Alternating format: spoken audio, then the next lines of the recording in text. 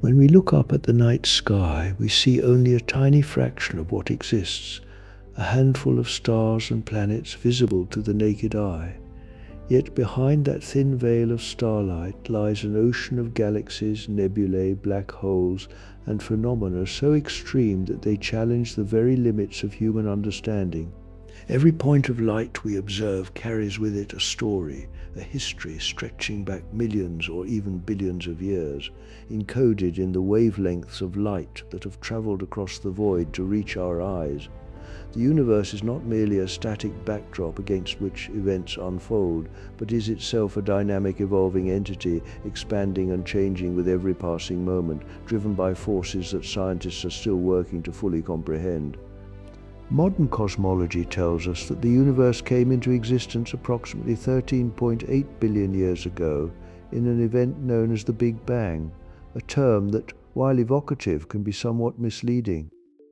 The Big Bang was not an explosion in the conventional sense, not a detonation that hurled matter outward into some pre-existing void.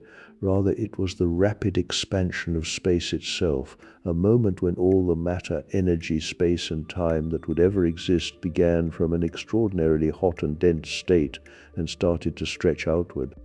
There was no center to this expansion and no edge to expand into, because space itself was being created in the process.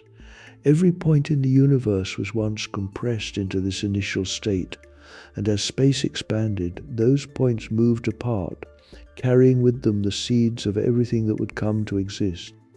In the earliest moments after the Big Bang, the universe was so unimaginably hot and dense that the laws of physics as we know them may not have applied in the way we currently understand. During the first fraction of a second, temperatures exceeded trillions of degrees, and the fundamental forces of nature, those invisible hands that govern all interactions between matter and energy, were thought to have been unified into a single force. As the universe expanded and cooled, these forces began to separate from one another in a process that physicists call symmetry breaking. Gravity was the first to emerge as a distinct force, followed by the strong nuclear force which would eventually be responsible for holding atomic nuclei together. The remaining two forces, electromagnetism and the weak nuclear force, separated from each other shortly afterward, each taking on the distinct characteristics that define them today. During this incredibly brief period, something remarkable is believed to have occurred, a phase of exponential expansion known as cosmic inflation. In less than a trillionth of a second, the universe expanded by a factor so enormous that regions of space that had been in close contact were suddenly flung apart to distances far greater than light could ever traverse. This inflationary period is thought to have smoothed out any initial irregularities in the distribution of energy and matter, explaining why the universe appears so remarkably uniform on the largest scales. At the same time, tiny quantum fluctuations, minuscule variations in density that existed at the subatomic level, were stretched to cosmic proportions by inflation. As the universe continued to expand and cool beyond the inflationary epoch, it entered a phase where the fundamental building blocks of matter began to take shape. In the first microsecond after the Big Bang, the universe was filled with a seething plasma of quarks and gluons, particles, so fundamental that they form the very basis of all matter we encounter in our daily lives. Quarks are the elementary particles that combine to form protons and neutrons, the components of every atomic nucleus, while gluons are the carriers of the strong nuclear force, the glue that binds quarks together with a grip so powerful that individual quarks cannot exist in isolation under normal conditions. This state of matter, known as a quark-gluon plasma, was a chaotic and energetic environment where particles collided and interacted at speeds approaching the speed of light, a far cry from the relatively calm and structured universe we inhabit today. As temperatures dropped below a critical threshold, quarks began to combine into composite particles called hadrons, a process known as hadronization. The most familiar hadrons are the proton, composed of 2 up quarks and 1 down quark, and the neutron, made of 2 down quarks and 1 up quark. The specific arrangement of quarks within these particles determines their properties, with protons carrying a positive electrical charge and neutrons being electrically neutral. The formation of protons and neutrons from the primordial quark-gluon plasma was a critical milestone in cosmic evolution, establishing the raw materials from which all subsequent structures, from atoms to galaxies to living organisms, would eventually be constructed. The temperatures during this epoch, while still extraordinarily high by earthly standards, had cooled sufficiently for nuclear reactions to proceed without the resulting nuclei being immediately torn apart by the ambient thermal energy. During this window, which lasted only about 20 minutes, the universe synthesized the nuclei of hydrogen, helium, and trace amounts of lithium and beryllium. The vast majority of the matter produced during this period was hydrogen, the simplest element consisting of a single proton with helium nuclei, each containing 2 protons and 2 neutrons, making up roughly a quarter of the total mass. These proportions, predicted by the theory of Big Bang nucleosynthesis and confirmed through observations of the oldest and most pristine regions of the universe, provide one of the most compelling pieces of evidence supporting the Big Bang model. For hundreds of thousands of years after nucleosynthesis, the universe remained a hot, opaque plasma in which photons, the particles of light, were unable to travel freely. However, as the expansion continued and temperatures fell below about 3000 degrees Kelvin, a transformative event occurred approximately 380,000 years after the Big Bang. At this temperature, electrons were finally able to combine with protons and helium nuclei to form stable, neutral atoms, a process known as recombination. With the charged particles now bound into neutral atoms, photons were suddenly free to travel unimpeded through space, and the universe became transparent to light for the first time. The light released during recombination has been traveling through space ever since, stretched to longer wavelengths by the expansion of the universe. Today we detect this ancient light as the cosmic microwave background radiation, a faint glow that permeates the entire sky and carries within it a wealth of information about the early universe. First detected accidentally in 1965 by Arno Penzias and Robert Wilson, who initially mistook the signal for noise in their radio antenna, the cosmic microwave background has since become one of the most thoroughly studied phenomena in all of science. Its temperature, measured to be approximately 2.725 Kelvin, is remarkably uniform across the sky, differing by only a few parts in 100,000 from one direction to another. These tiny temperature fluctuations, however, are of enormous scientific significance, as they reflect the density variations in the early universe that would later give rise to the large-scale structure we see today.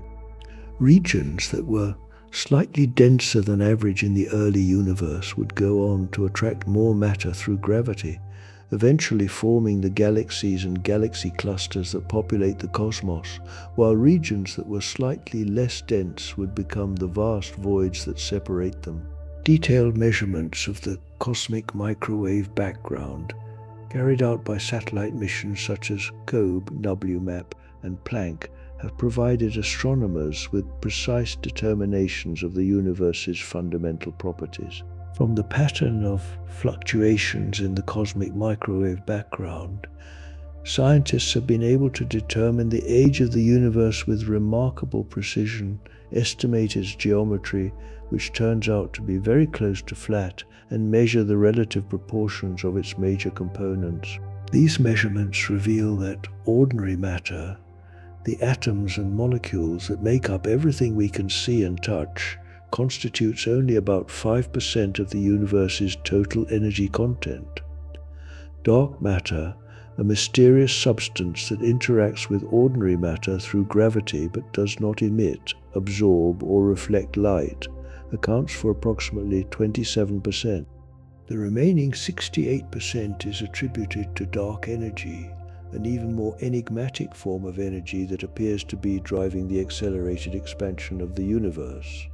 These findings paint a picture of a cosmos in which the visible universe is merely the tip of a vast cosmic iceberg, with the majority of the universe's content remaining invisible and poorly understood. Following the release of the cosmic microwave background radiation, the universe entered a prolonged period known as the Cosmic Dark Ages, an era lasting several 100 million years during which no stars or galaxies existed to illuminate the cosmos.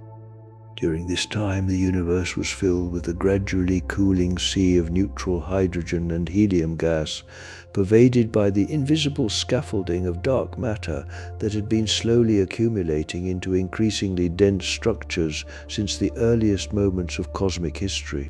The Dark Ages were a period of quiet anticipation, during which the gravitational seeds planted by the initial density fluctuations were slowly growing, drawing matter together and setting the stage for the dramatic events that would follow. As dark matter continued to clump together under the influence of gravity, it formed vast halos and filaments, creating a cosmic web of invisible structure that would serve as the framework upon which visible matter would eventually assemble. Ordinary matter, primarily hydrogen and helium gas, fell into the gravitational wells carved out by dark matter, collecting in the densest regions and gradually increasing in temperature and density. In the deepest of these gravitational wells, the gas became so compressed and hot that it reached the conditions necessary for nuclear fusion to ignite, and the first stars were born. These primordial stars, known as population 3 stars, were fundamentally different from the stars we see today. Composed entirely of hydrogen and helium, with none of the heavier elements that would later be produced by stellar nucleosynthesis, they are believed to have been extraordinarily massive, perhaps hundreds of times the mass of our Sun, and extraordinarily luminous. Their intense radiation began to ionize the surrounding neutral hydrogen, carving out bubbles of transparency in the opaque fog of the Dark Ages and marking the beginning of the epoch of reionization. The first stars burned through their nuclear fuel at a prodigious rate, their enormous masses driving fusion reactions at temperatures and pressures far exceeding those found in smaller, more modern stars. Within just a few million years, many of these stellar giants had exhausted their hydrogen fuel and begun fusing heavier elements in their cores, progressing through helium, carbon, oxygen, and neon until they reached iron. Iron is the most tightly bound of all atomic nuclei, meaning that fusing iron nuclei does not release energy, but instead requires it. When the core of a massive star is converted entirely to iron, the source of energy that had been supporting the star against gravitational collapse is suddenly cut off, and the core collapses in on itself in a fraction of a second. The resulting implosion triggers a catastrophic explosion known as a supernova, one of the most energetic events in the universe, briefly outshining an entire galaxy. In the extreme conditions of a supernova, elements heavier than iron are forged through rapid neutron capture processes, producing the gold, silver, uranium, and other heavy elements that are scattered into space by the explosion, enriching the surrounding gas with the raw materials for future generations of stars and planets. The deaths of the first stars were thus not merely endings but beginnings, seeding the universe with the chemical diversity necessary for the formation of rocky planets and eventually life itself. The gas enriched by these first supernovae was swept up into new gravitational concentrations, forming the next generation of stars known as population 2 stars, which contained small but measurable amounts of heavy elements. As successive generations of stars lived and died, each one contributing its nucleosynthetic products to the interstellar medium, the chemical composition of the universe gradually evolved, becoming increasingly rich in the heavier elements that are essential building blocks for planets and biological molecules. This ongoing process of stellar birth, evolution and death, combined with the recycling of stellar material through supernovae and other mass loss mechanisms, is the engine that drives the chemical evolution of galaxies, transforming them from simple collections of hydrogen and helium into the chemically complex systems we observe today. As the first stars and their successors illuminated the cosmos, they began to congregate under the influence of gravity into larger and larger structures, forming the first galaxies. The process of galaxy formation is one of the most complex and actively studied topics in modern astrophysics, involving the interplay of gravity, gas dynamics, radiation, magnetic fields, and the mysterious influence of dark matter. In the simplest picture, galaxies formed through a process of hierarchical assembly in which smaller structures merged together over time to build larger ones. The earliest proto-galaxies were small, irregular collections of stars and gas, far less massive and structured than the grand spirals and massive ellipticals we see in the universe today.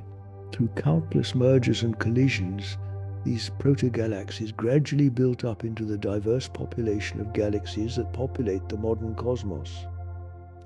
Dark matter played an absolutely central role in this process, providing the gravitational framework within which galaxies assembled. Because dark matter does not interact with light or with ordinary matter through electromagnetic forces, it could begin to clump together long before ordinary matter could, forming the first gravitational structures in the universe. These dark matter halos, as they are called, acted as gravitational wells that attracted ordinary matter, channeling gas into their centers and providing the conditions necessary for star formation and galaxy growth. Computer simulations that model the evolution of the universe, from shortly after the Big Bang to the present day, incorporating the effects of dark matter alongside the known forces of physics, have been remarkably successful in reproducing the observed large-scale structure of the universe, including the distribution of galaxies, the cosmic web of filaments and voids, and the properties of galaxy clusters. The galaxies that emerge from this process of hierarchical assembly come in a striking variety of shapes and sizes, each reflecting a different history of formation and evolution. Spiral galaxies, like our own Milky Way, are characterized by their flattened, disc-like shapes and prominent spiral arms that wind outward from a central bulge. These arms are regions of enhanced star formation, where gas and dust are compressed by density waves that propagate through the disk, triggering the collapse of gas clouds and the birth of new stars. The bright blue-white light of young massive stars illuminates the spiral arms, giving them their distinctive appearance, while the central bulge contains a denser population of older, redder stars that formed earlier in the galaxy's history. Spiral galaxies are typically rich in gas and dust, providing ample raw material for ongoing star formation, and their relatively orderly rotation suggests a formation history that involved the gradual accumulation of gas into a spinning disk. Elliptical galaxies, by contrast, are smooth, rounded collections of stars that lack the defined structure and spiral arms of their disk-shaped counterparts. These galaxies range in size from dwarf ellipticals containing just a few million stars to giant ellipticals that are among the most massive galaxies in the universe, housing trillions of stars within their vast, diffuse halos. Elliptical galaxies are generally composed of older, redder stars and contain relatively little gas and dust, resulting in very low rates of new star formation. Their smooth, featureless appearance and random stellar orbits suggest a violent formation history, often involving the merger of two or more spiral galaxies.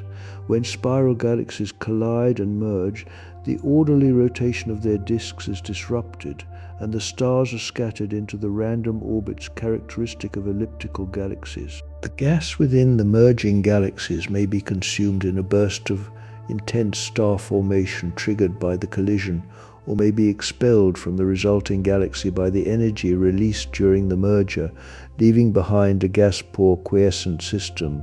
Irregular galaxies, as their name suggests, lack the symmetry and defined structure of either spirals or ellipticals. These galaxies often have chaotic, asymmetric shapes and are rich in gas and dust, with active and sometimes vigorous star formation occurring throughout their extent. The irregular morphology of these galaxies is frequently the result of gravitational interactions with nearby galaxies, which can distort their shapes and trigger bursts of star formation. The Large and Small Magellanic Clouds, satellite galaxies of the Milky Way visible from the southern hemisphere, are well-known examples of irregular galaxies, their shapes distorted by the gravitational influence of our much larger galaxy. Beyond these broad categories, there exists a rich diversity of galaxy types and subtypes, including lenticular galaxies that share properties of both spirals and ellipticals, possessing a disk and a central bulge, but lacking prominent spiral arms, and peculiar galaxies whose unusual shapes defy easy classification, often resulting from ongoing or recent interactions with other galaxies. This diversity of galaxy types is a testament to the complexity of galactic evolution and the many different pathways that galaxies can follow as they grow and change over cosmic time. At the centers of most large galaxies lurk supermassive black holes, objects of such extreme density and gravitational power that they warp the very fabric of space and time around them. These black holes have masses ranging from millions to billions of times the mass of our Sun, yet they are confined to regions of space no larger than our solar system. The existence of supermassive black holes at the centers of galaxies was once considered speculative, but decades of careful observation have confirmed their presence in galaxy after galaxy, including our own Milky Way, where a supermassive black hole known as Sagittarius A star resides at the galactic center, with a mass approximately 4 million times that of the Sun. The relationship between supermassive black holes and their host galaxies is one of the most intriguing areas of modern astrophysics, as evidence suggests that the growth and evolution of these two seemingly disparate entities are intimately linked. Observations have revealed a tight correlation between the mass of a galaxy's central black hole and various properties of the galaxy's bulge, such as its mass and the velocities of its stars. This correlation implies that the formation and growth of supermassive black holes are not independent of the processes that shape galaxies, but are instead deeply intertwined, with each influencing the other in a cosmic feedback loop. When material falls toward a supermassive black hole, it does not simply plunge directly in, but instead spirals inward, forming a rotating disk of gas and dust known as an accretion disk.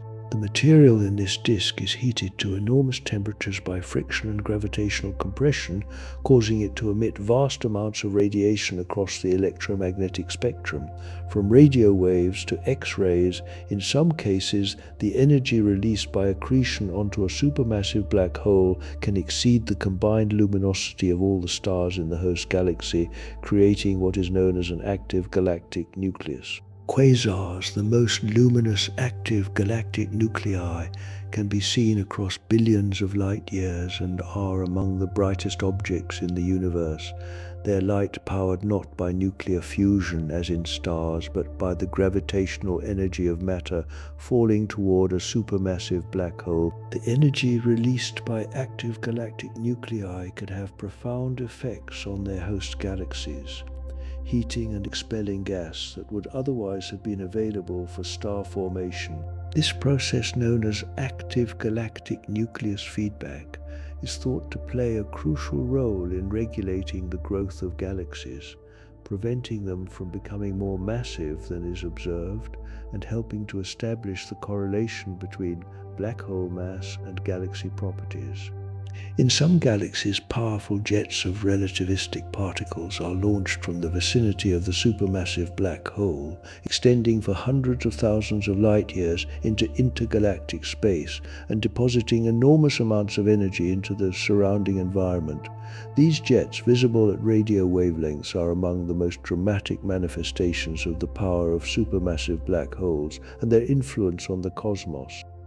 Our own galaxy, the Milky Way, is a barred spiral galaxy containing an estimated 200 to 400 billion stars, along with vast quantities of gas, dust, and dark matter, all bound together by gravity into a structure spanning roughly 100,000 light-years in diameter. The Milky Way is not a simple, featureless disk, but possesses a complex architecture comprising several distinct components, each with its own characteristics and history. At the center lies the galactic bulge, a dense, roughly spherical concentration of stars that includes some of the oldest stellar populations in the galaxy, along with the supermassive black hole Sagittarius A star and a bustling environment of gas clouds, stellar remnants, and energetic phenomena. Surrounding the central bulge is the galactic disk, a flattened plain of stars, gas, and dust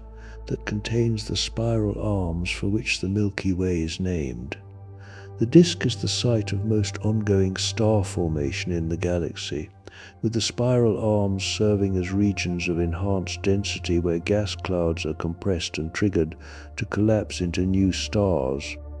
Our Sun is located within the galactic disk in a relatively minor structure known as the Orion Arm or Orion Spur, situated approximately 27,000 light-years from the galactic center.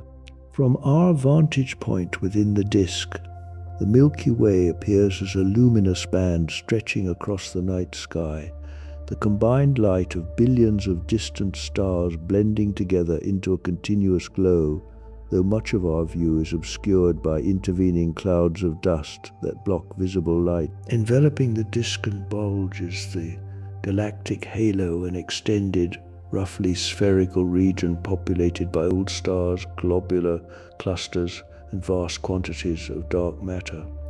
Globular clusters are tightly bound collections of hundreds of thousands to millions of stars, many of which are among the oldest objects in the galaxy, with ages approaching that of the universe itself.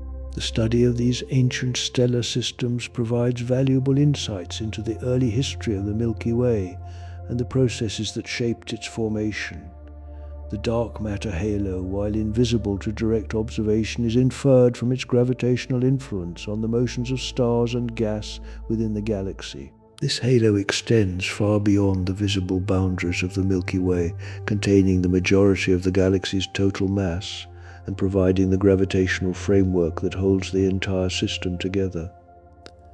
The Milky Way is not an isolated island in space, but exists within a larger cosmic neighborhood known as the Local Group, a collection of more than 50 galaxies bound together by mutual gravitational attraction. The two most massive members of the Local Group are the Milky Way and the Andromeda Galaxy, also known as Messier 31, a spiral galaxy slightly larger than our own, located approximately 2.5 million light-years away. The Milky Way is also accompanied by a retinue of satellite galaxies, smaller systems that orbit within its gravitational influence. The most prominent of these are the Large and Small Magellanic Clouds, irregular dwarf galaxies visible from the southern hemisphere that are in the process of being gravitationally influenced by and potentially absorbed into our galaxy.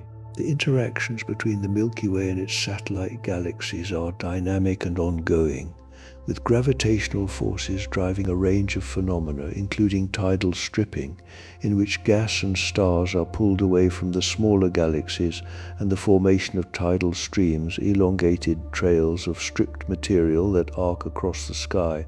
The Sagittarius dwarf elliptical galaxy, for example, is currently in the process of being absorbed by the Milky Way, its stars being stretched into a stream that wraps around our galaxy multiple times.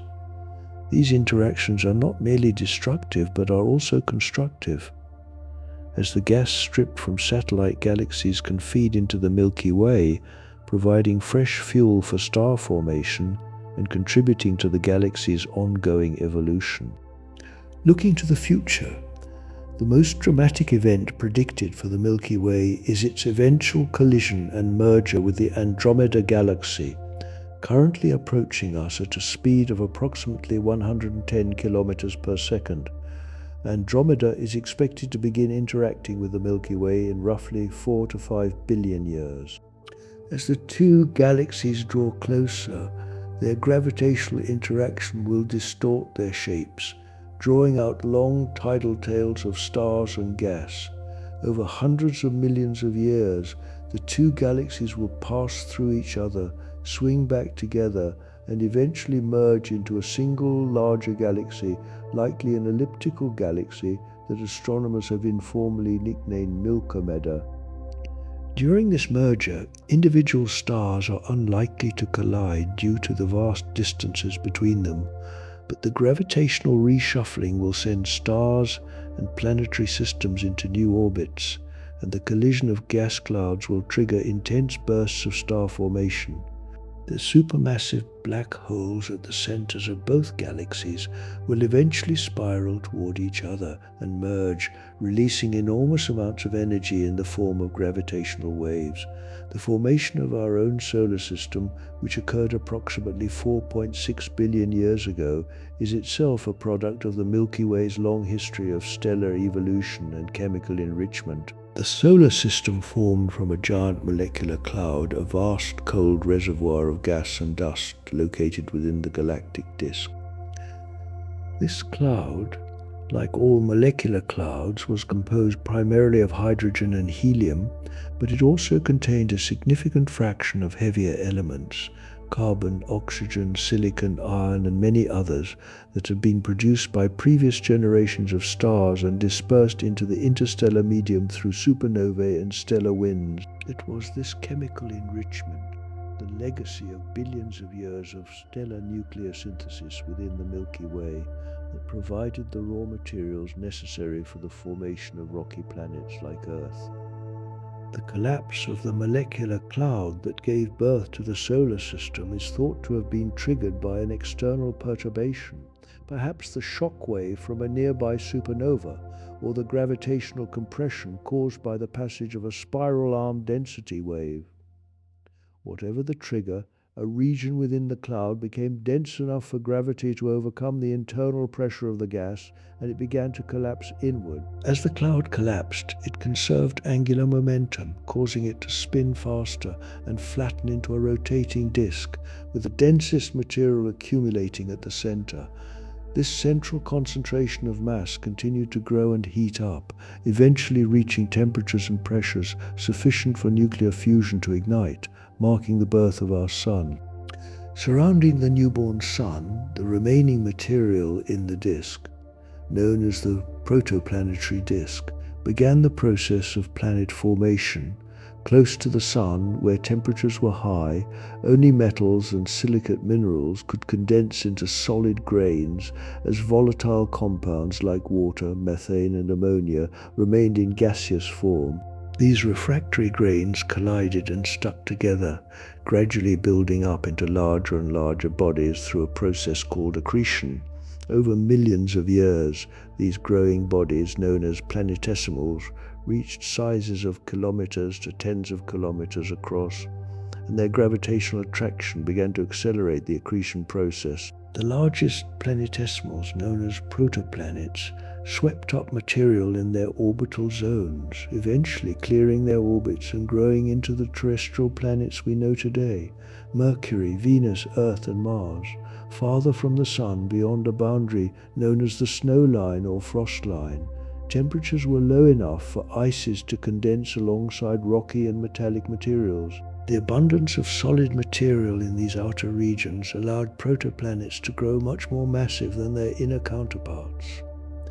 When these outer protoplanets reached a critical mass, roughly 10 times the mass of Earth, their gravity became strong enough to capture enormous quantities of hydrogen and helium gas from the surrounding disk, rapidly growing into the gas giants Jupiter and Saturn.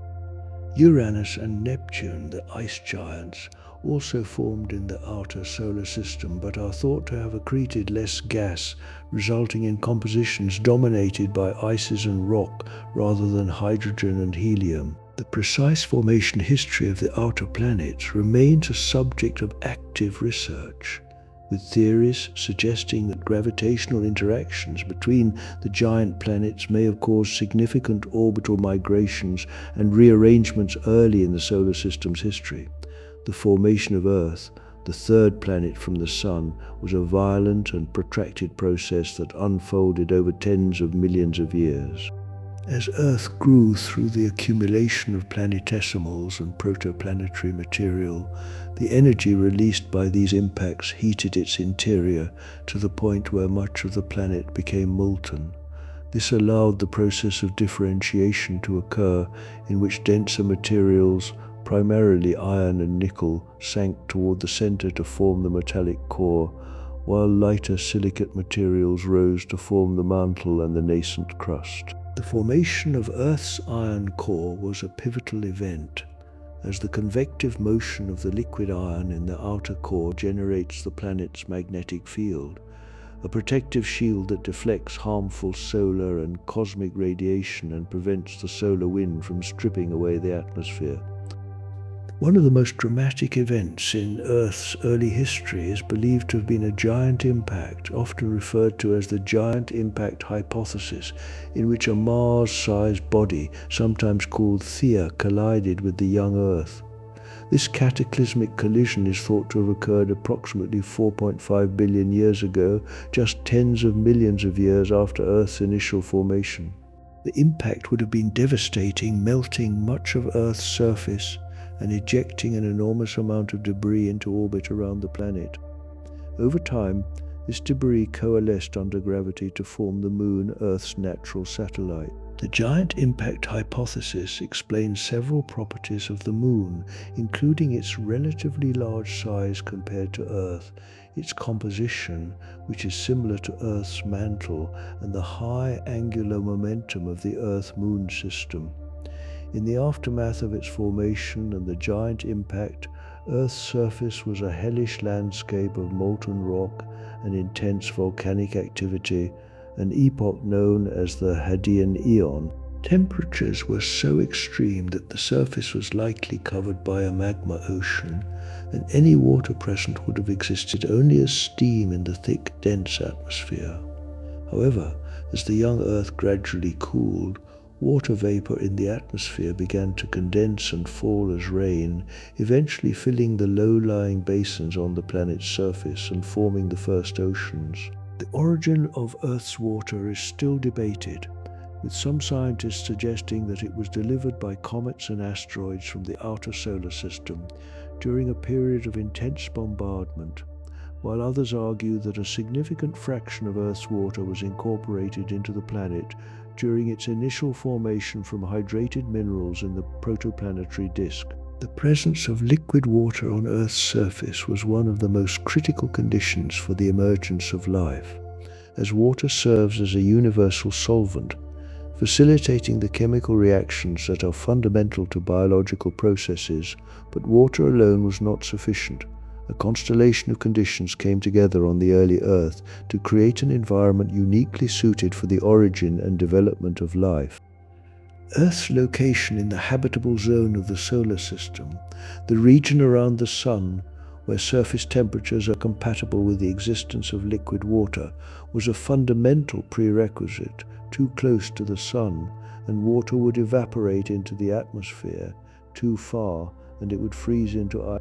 Earth's orbit sits comfortably within this zone, maintaining temperatures that allow water to exist in liquid form on the surface, a condition that has persisted for billions of years. Earth's atmosphere played an essential role in making the planet habitable, though its composition has changed dramatically over the course of geological time. The early atmosphere, produced by volcanic outgassing, was rich in carbon dioxide, water vapor, nitrogen, and smaller amounts of methane and ammonia, but contained virtually no free oxygen. This early atmosphere created a greenhouse effect that helped to warm the planet and maintain surface temperatures above the freezing point of water, even though the young sun was about 30% less luminous than it is today. Over time, the atmosphere was transformed by biological activity, particularly the evolution of photosynthetic organisms that converted carbon dioxide and water into oxygen and organic matter using the energy of sunlight. The gradual accumulation of oxygen in the atmosphere, known as the Great Oxidation Event, approximately 2.4 billion years ago, was one of the most significant turning points in Earth's history, enabling the evolution of complex oxygen-breathing life forms and creating the ozone layer that shields the surface from harmful ultraviolet radiation. Earth's magnetic field, generated by the dynamo action of the liquid iron outer core, has been another critical factor in maintaining habitable conditions on the planet. The magnetic field extends far into space, creating a protective magnetosphere that deflects the charged particles of the solar wind and cosmic rays. Without this magnetic shield, the solar wind would gradually strip away Earth's atmosphere, as is believed to have happened on Mars, which lacks a global magnetic field and possesses only a thin, tenuous atmosphere. The magnetic field also protects the surface from harmful radiation that could damage biological molecules and sterilize exposed environments, making it an indispensable component of Earth's habitability. The geological activity of Earth, driven by the heat flowing from the planet's interior, has also played a vital role in sustaining habitable conditions over billions of years. Plate tectonics, the movement of the rigid lithospheric plates that make up Earth's surface, is a process unique among the planets of our solar system and has had profound implications for the planet's climate, chemistry, and biology. Through the carbon silicate cycle, plate tectonics helps to regulate the concentration of carbon dioxide in the atmosphere, acting as a thermostat that stabilizes the climate over geological timescales. When temperatures rise, increased weathering of silicate rocks draws carbon dioxide out of the atmosphere, while volcanic activity at plate boundaries and hotspots returns carbon dioxide to the atmosphere, maintaining a long-term balance that has prevented the planet from becoming either permanently frozen or irreversibly overheated. The Moon, Earth's only natural satellite, has also contributed to the planet's habitability in ways that are often underappreciated. The Moon's gravitational influence stabilizes Earth's axial tilt, the angle at which the planet's rotation axis is inclined relative to its orbital plane, which is currently about 23.5 degrees. This tilt is responsible for the seasons, and its stability ensures that the seasonal variations remain relatively moderate over millions of years. Without the Moon's stabilizing influence, Earth's axial tilt could vary chaotically over time, leading to extreme swings in climate that might have been inhospitable to the development of complex life. The Moon also drives the ocean tides, which may have played a role in the origin of life by creating tidal pools where organic molecules could concentrate and interact. Beyond our solar system, the search for planets orbiting other stars, known as exoplanets, has become one of the most dynamic and rapidly advancing fields in astronomy. The first confirmed detection of an exoplanet orbiting a Sun-like star came in 1995, when Michel Maire and Didier Queloz announced the discovery of 51 Pegasi b, a gas giant orbiting its star at a surprisingly close distance. This discovery, which earned Maire and Queloz the Nobel Prize in Physics in 2019, opened the floodgates for exoplanet research. In the decades since, thousands of exoplanets have been discovered using a variety of techniques, including the radial velocity method, which detects the tiny wobble that an orbiting planet induces in its host star, and the transit method, which measures the slight dimming of a star's light as a planet passes in front of it.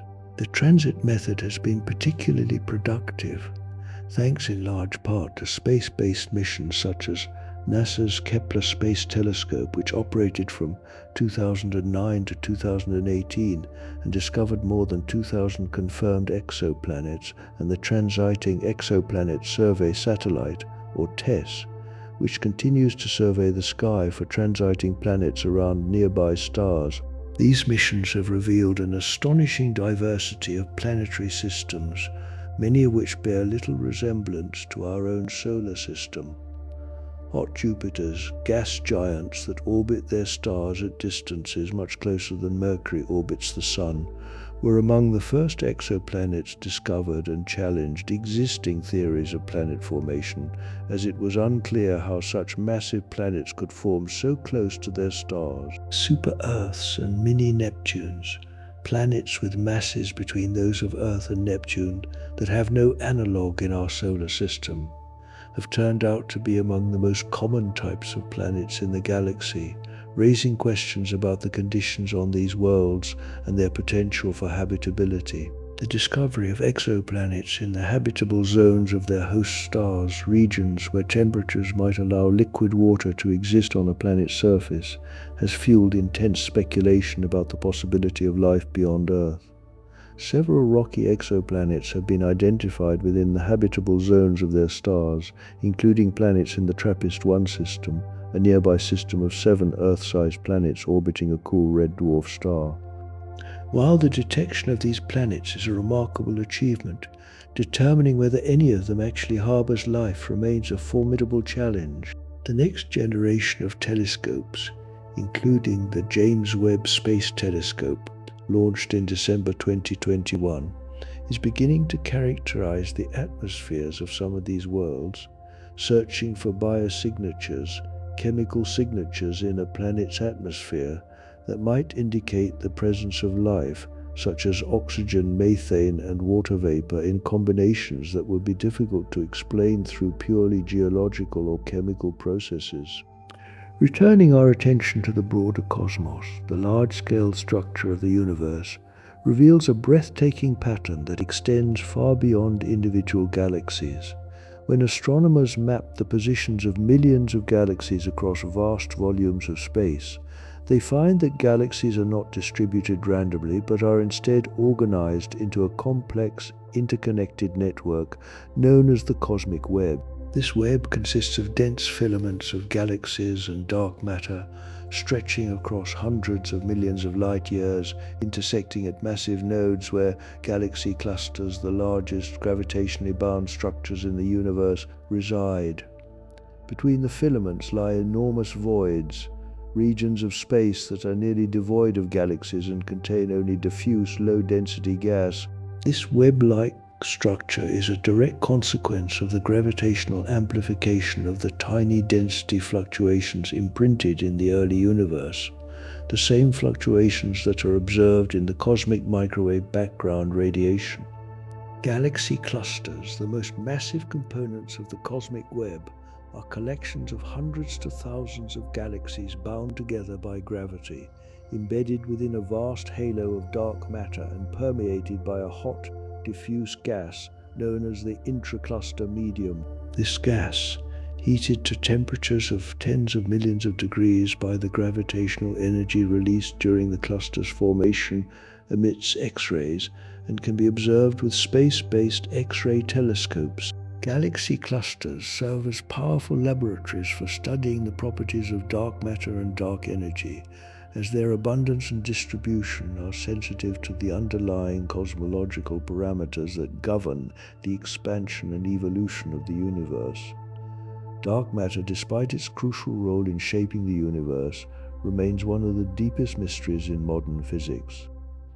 We know it exists because of the gravitational effects it has on visible matter, on the bending of light as it passes through regions of high dark matter concentration, a phenomenon known as gravitational lensing, and on the dynamics of galaxies and galaxy clusters. Yet despite decades of searching, the fundamental nature of dark matter remains unknown. The leading hypothesis is that Dark matter is composed of one or more types of as yet undiscovered subatomic particles that interact only through gravity and possibly through the weak nuclear force, but not through electromagnetism. Candidates include weakly interacting massive particles or WIMPs and axions, extremely light particles that were originally proposed to solve a problem in quantum chromodynamics, the theory describing the strong nuclear force. Experimental efforts to detect dark matter particles directly by observing their rare interactions with ordinary matter in deeply shielded underground laboratories have so far produced null results, placing increasingly stringent constraints on the properties of potential dark matter candidates.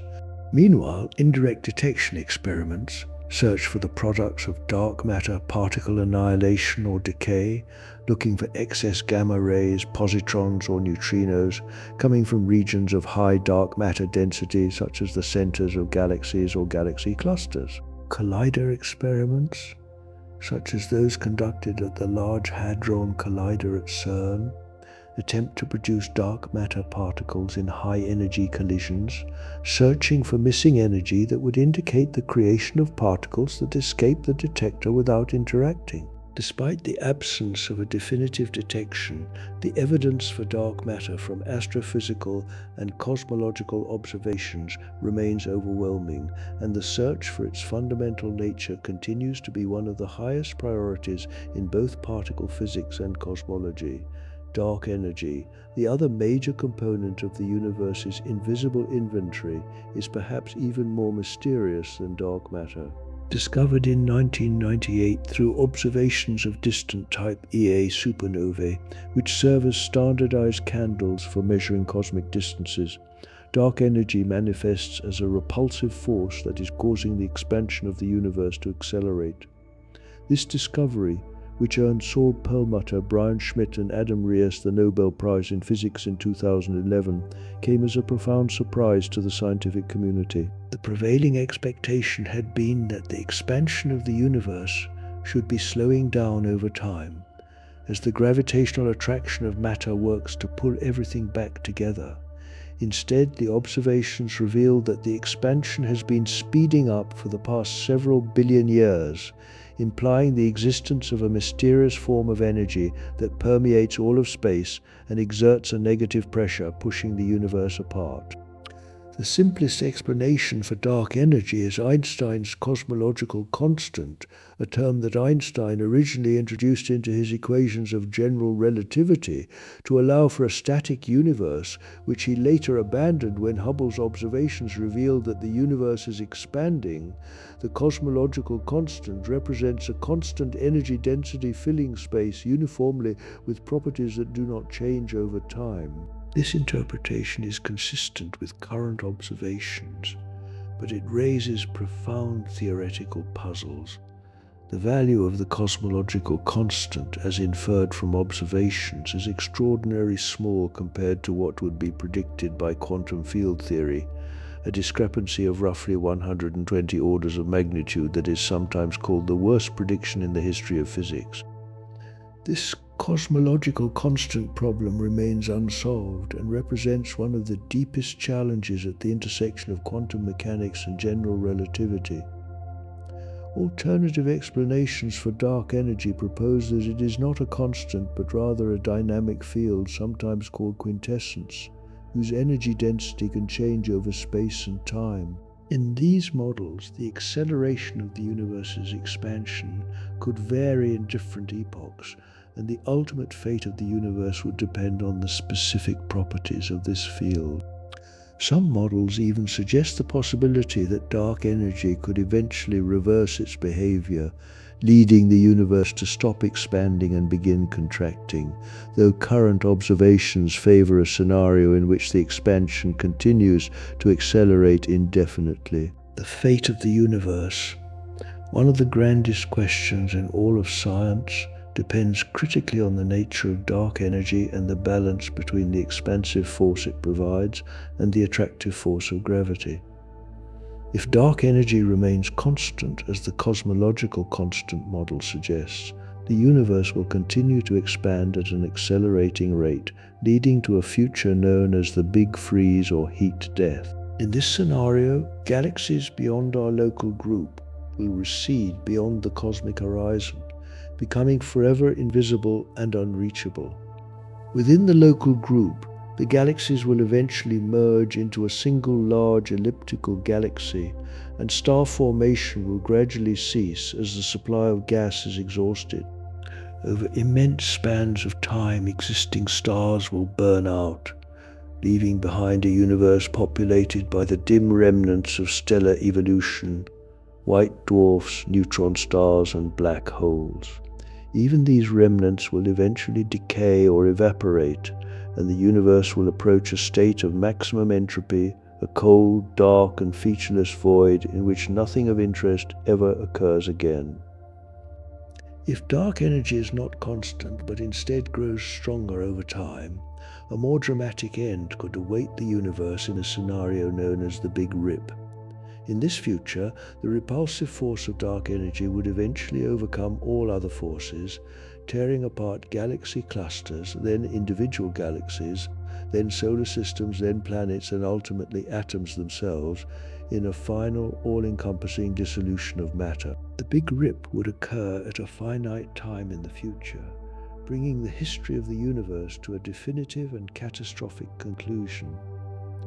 While current observational data do not favor this scenario, they cannot rule it out entirely, and the possibility remains a subject of active theoretical investigation. A third possibility, the Big Crunch, envisions a future in which the expansion of the universe reverses and the cosmos begins to contract, pulled back together by gravity. In this scenario, galaxies would begin to approach each other. Temperatures would rise as the universe compressed, and eventually all matter and energy would be squeezed back into an extraordinarily hot and dense state, potentially giving rise to another Big Bang in a cyclical model of cosmic history known as the Big Bounce. This idea, while elegant, requires that dark energy either weakens or reverses over time, a possibility for which there is currently no strong observational evidence.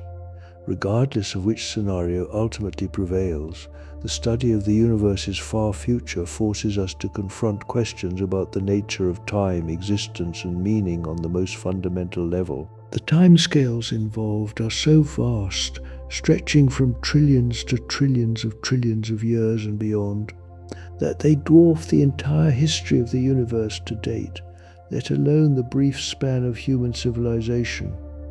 Yet the pursuit of these questions, however abstract they may seem, is driven by the same fundamental curiosity that has motivated human beings to look up at the sky since the earliest dawn of our species. The tools we use to explore the universe have undergone a remarkable evolution over the centuries, from the simple, naked-eye observations of the ancient astronomers to the sophisticated multi-wavelength observatories of the modern era.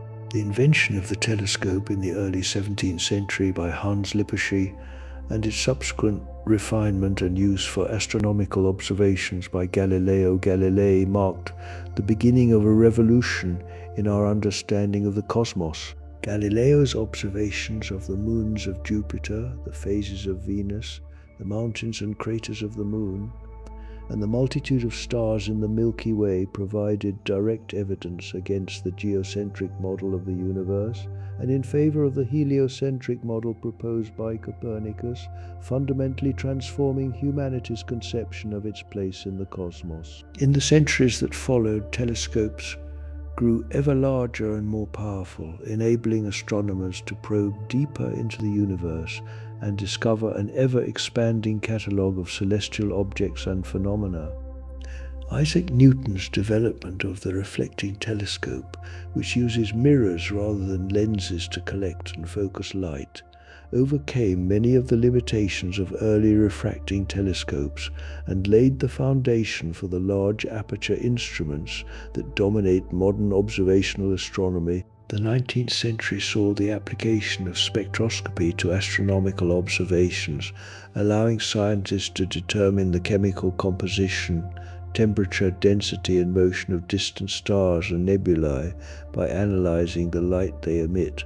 This technique, which remains one of the most powerful tools in the astronomer's arsenal, revealed that stars are composed of the same elements found on Earth, establishing a fundamental chemical connection between the terrestrial and the celestial. The 20th century brought transformative advances in astronomical instrumentation and observational technique. The construction of ever larger optical telescopes, such as the Hale telescope at Palomar Observatory and the Keck telescopes in Hawaii, pushed the boundaries of what could be observed from the ground.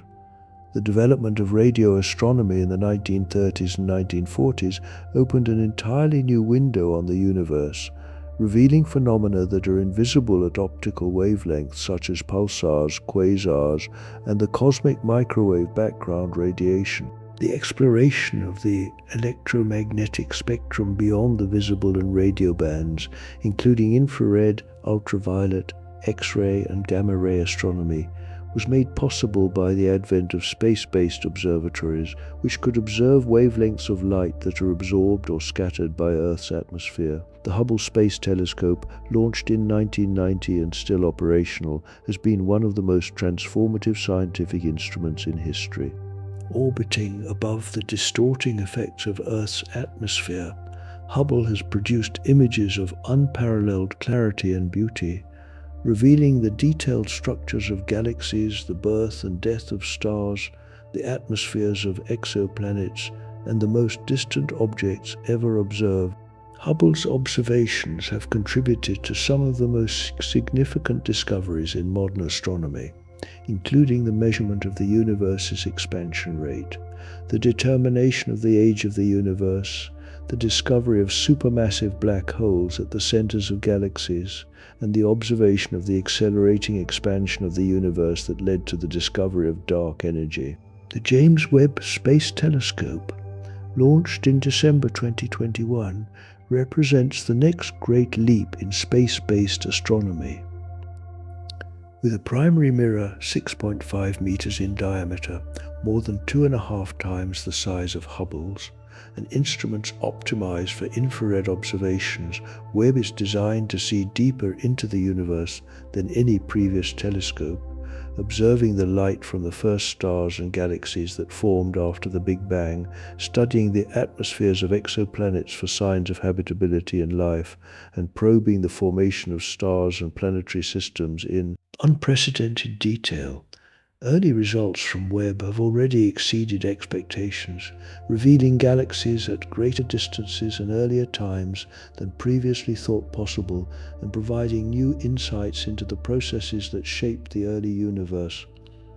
Ground-based astronomy has also continued to advance rapidly, driven by innovations in telescope design, adaptive optics, and interferometry. Adaptive optic systems, which use deformable mirrors and real-time measurements of atmospheric turbulence to correct for the blurring effects of the atmosphere, have enabled ground-based telescopes to achieve resolutions comparable to or even exceeding those of space-based instruments under certain conditions. Interferometry, the technique of combining the light from multiple telescopes to achieve the angular resolution of a single telescope as large as the distance between them, has been used to create images of extraordinary sharpness, revealing the surfaces of distant stars, the environments of supermassive black holes, and the structure of protoplanetary disks around young stars.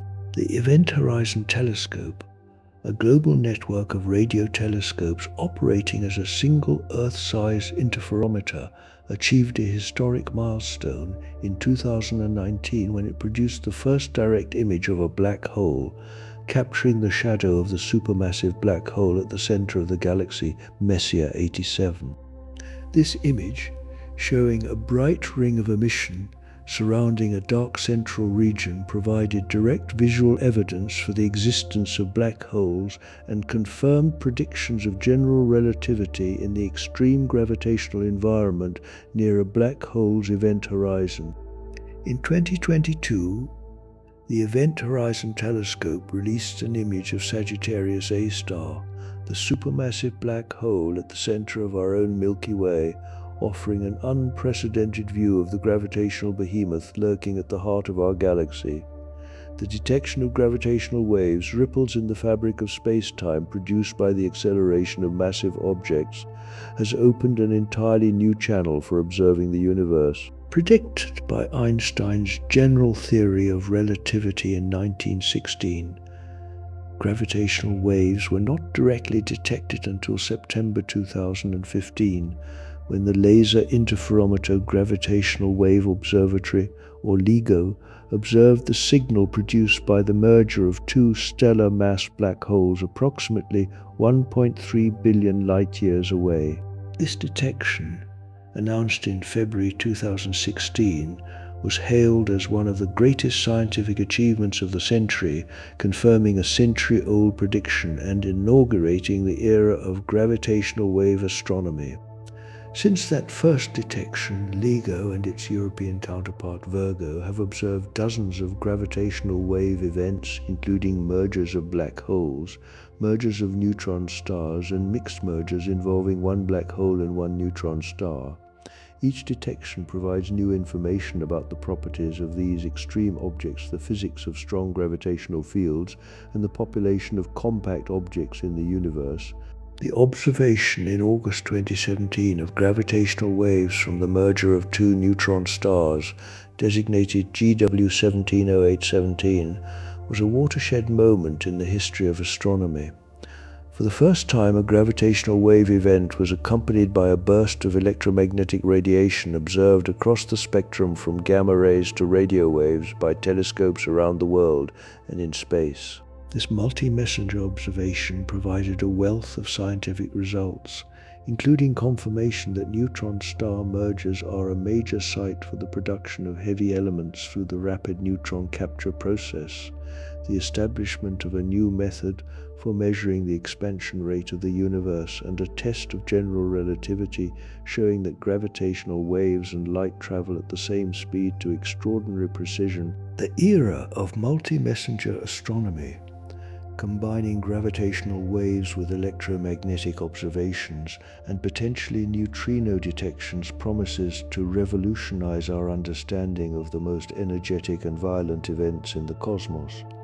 Neutron stars, the ultra-dense remnants of massive stars that have exploded as supernovae, are among the most extraordinary objects in the universe. A typical neutron star has a mass comparable to that of the Sun, but is compressed into a sphere only about 20 kilometers in diameter, resulting in densities so extreme that a teaspoon of neutron star material would weigh about 1 billion tons on Earth. The matter inside a neutron star is packed so tightly that protons and electrons have been forced together to form neutrons, a state of matter that cannot be replicated in any laboratory on Earth. The physics of matter at these densities is still poorly understood, and neutron stars serve as natural laboratories for studying the behavior of matter under extreme conditions, providing insights into nuclear physics, particle physics, and the fundamental forces of nature.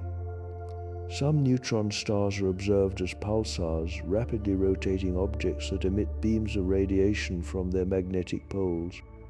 As the neutron star rotates, these beams sweep across the sky like cosmic lighthouses, producing regular pulses of radiation that can be detected by radio telescopes on Earth.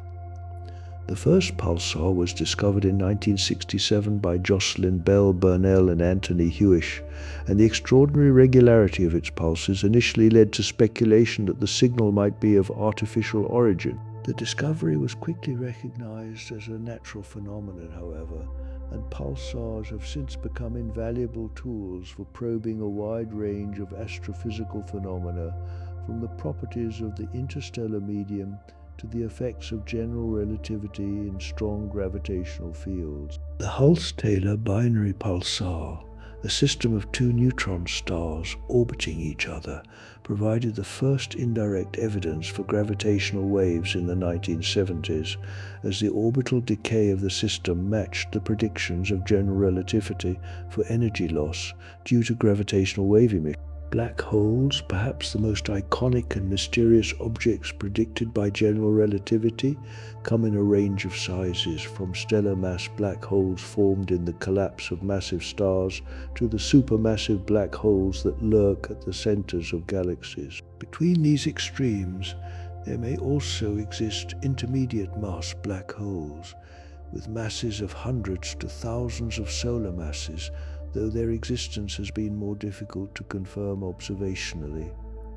The boundary of a black hole, known as the event horizon, is not a physical surface, but rather a mathematical boundary beyond which the gravitational pull is so strong that nothing, not even light, can escape. Anything that crosses the event horizon is inexorably drawn toward the singularity at the center, a point of theoretically infinite density where the known laws of physics break down. The study of black holes has led to some of the most profound insights and puzzles in modern physics. Stephen Hawking's theoretical prediction in 1974 that black holes are not entirely black, but instead emit a faint radiation, now known as Hawking radiation, was a landmark result that brought together quantum mechanics, general relativity, and thermodynamics. According to Hawking's calculation, the temperature of a black hole is inversely proportional to its mass, meaning that smaller black holes are hotter and radiate more intensely than larger ones. Over astronomically long timescales, a black hole that is not accreting new matter will gradually lose mass through Hawking radiation and eventually evaporate completely, disappearing in a final burst of energy. For stellar mass and supermassive black holes, this process would take far longer than the current age of the universe. But for hypothetical primordial black holes, tiny objects that might have formed in the extreme conditions of the early universe, Hawking radiation could be a detectable phenomenon. The information paradox, one of the deepest unresolved problems in theoretical physics, arises from the apparent conflict between general relativity and quantum mechanics in the context of black hole evaporation. According to quantum mechanics, information about the quantum state of a system can never be truly destroyed, a principle known as unitarity. However, if a black hole evaporates completely through Hawking radiation, which appears to be thermal and therefore carries no information about the matter that fell in, then the information about the original matter seems to be lost, violating a fundamental principle of quantum mechanics. This paradox has inspired decades of theoretical work and has driven the development of new approaches to quantum gravity, including string theory, loop quantum gravity, and the holographic principle, which suggests that all the information contained within a volume of space can be described by a theory operating on the boundary of that volume. The quest for a theory of quantum gravity, a framework that would unite general relativity and quantum mechanics into a single, consistent theory, remains one of the greatest challenges in physics. General relativity, Einstein's theory of gravity, describes the behavior of matter and energy on the largest scales, from the orbits of planets to the expansion of the universe, with extraordinary precision. Quantum mechanics, on the other hand, governs the behavior of matter and energy on the smallest scales, from atoms to subatomic particles, with equally impressive accuracy. Yet these two theories, each supremely successful in its own domain, appear to be fundamentally incompatible, breaking down when applied to regimes where both gravitational and quantum effects are important, such as the singularities inside black holes or the initial moments of the Big Bang. String theory, one of the leading candidates for a theory of quantum gravity, proposes that the fundamental constituents of the universe are not point-like particles, but rather tiny, one-dimensional vibrating strings of energy. The different vibrational modes of these strings give rise to the different particles and forces observed in nature, much as the different vibrational modes of a musical string produce different notes. String theory naturally incorporates gravity, predicting the existence of the graviton, a massless particle that mediates the gravitational force, and it offers a potential resolution to the singularities that plague general relativity. However, string theory also requires the existence of extra spatial dimensions beyond the three we experience, dimensions that are thought to be compactified or curled up at scales too small to detect with current experiments. The lack of direct experimental evidence for string theory remains a significant challenge, and the theory's mathematical complexity has made it difficult to extract specific, testable predictions. Loop quantum gravity. An alternative approach to quantum gravity takes a different path, attempting to quantize space and time themselves using the mathematical framework of general relativity as a starting point. In this theory, space is not smooth and continuous at the smallest scales, but is instead composed of discrete indivisible units, much as matter is composed of atoms. These units of space are described by a network of loops, or spin networks, whose interactions give rise to the smooth space-time we experience on larger scales. Loop quantum gravity has been used to model the behavior of the universe near the Big Bang, suggesting that rather than a singularity, the Big Bang may have been preceded by a big bounce, in which a previously contracting universe reached a maximum density and then began to expand again. While intriguing, loop quantum gravity also faces challenges in making predictions that can be tested experimentally. The concept of the multiverse, the idea that our universe may be just one of a vast ensemble of universes, each with its own physical laws and constants, has gained traction in some areas of theoretical physics, though it remains highly speculative and controversial. The multiverse hypothesis arises naturally in some versions of inflationary theory, which predict that the rapid expansion of the early universe could have produced multiple causally disconnected regions of space, each of which could have undergone different amounts of inflation and ended up with different physical properties. In this picture, our observable universe is just one bubble in an infinite sea of bubble universes, each potentially with different values of the fundamental constants, different numbers of spatial dimensions, and different laws of physics.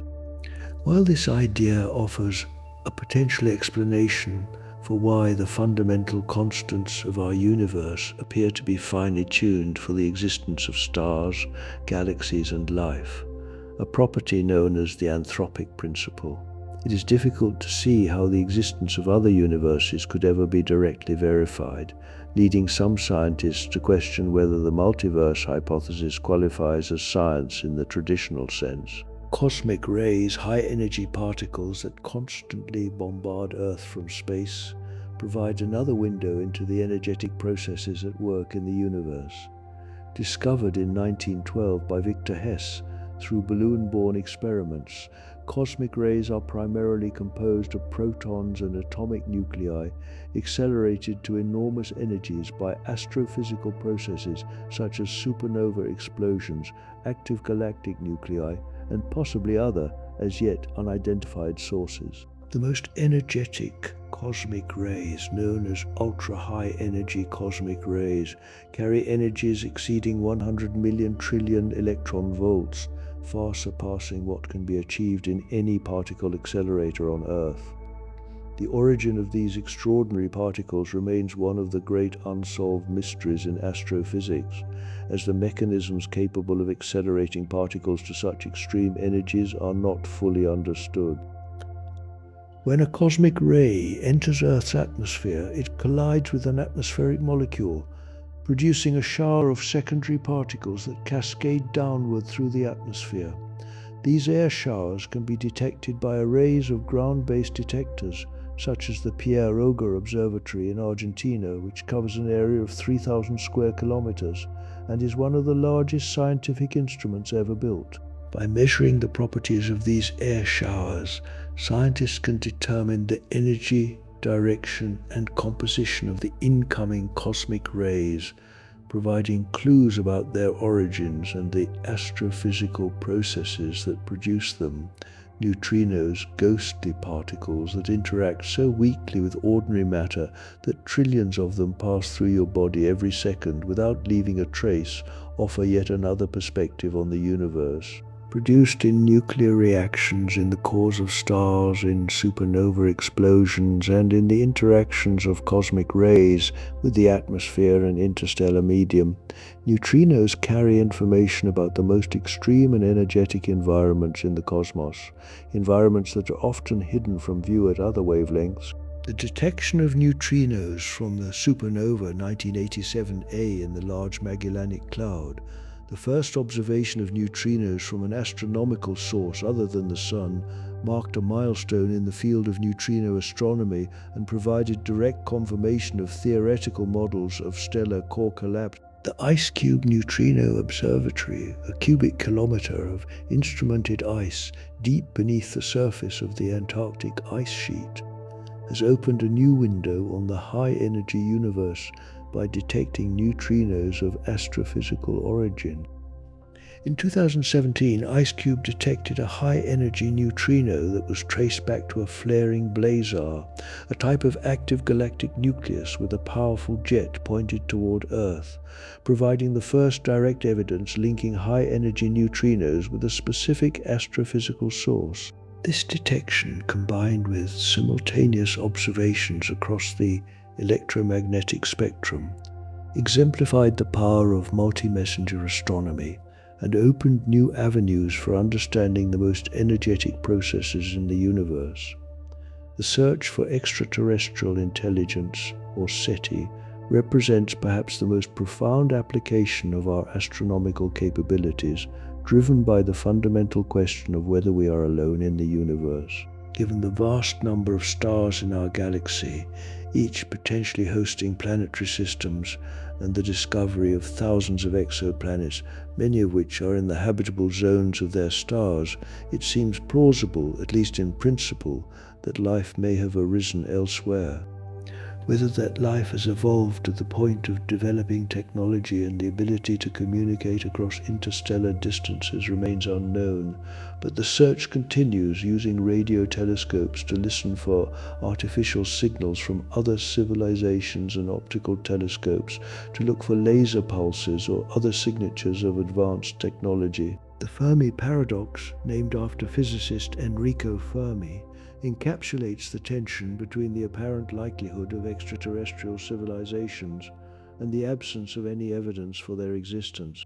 Given the age and size of the universe, and the relatively short time it took for intelligent life to evolve on Earth, one might expect that advanced civilizations should be common in the galaxy, and that at least some of them should have had time to spread throughout the cosmos, or to make their presence known through detectable signals. Yet despite decades of searching, no convincing evidence of extraterrestrial intelligence has been found, a silence that has inspired numerous proposed solutions, from the hypothesis that intelligent civilizations are inherently self-destructive to the possibility that they exist but are deliberately avoiding contact with less advanced species.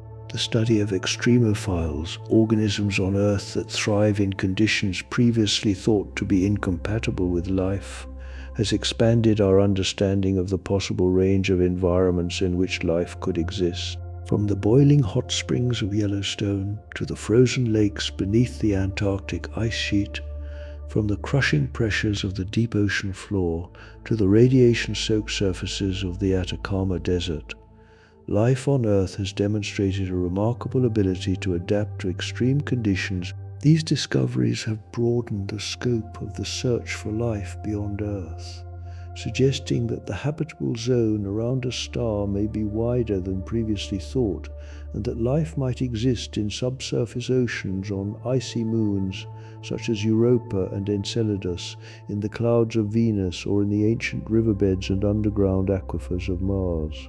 The exploration of Mars has been a particular focus of the search for extraterrestrial life, driven by evidence that the planet once had a warmer, wetter climate with liquid water flowing on its surface.